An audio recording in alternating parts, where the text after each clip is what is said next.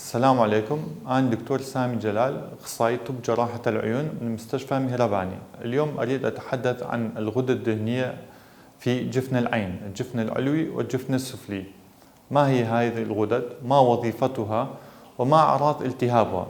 هاي الغدد الدهنية موجودة في الجفن، وظيفتها إفراز الدهن إلى داخل العين لكي يختلط بالدمع وينطي نعومة لحركة جفن العين.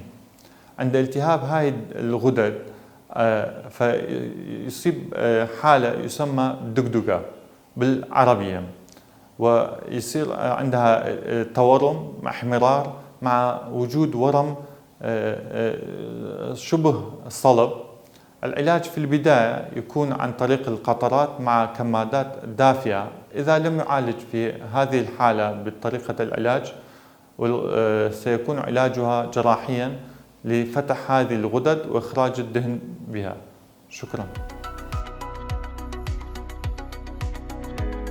مهرباني دڵسۆزی و لێزانی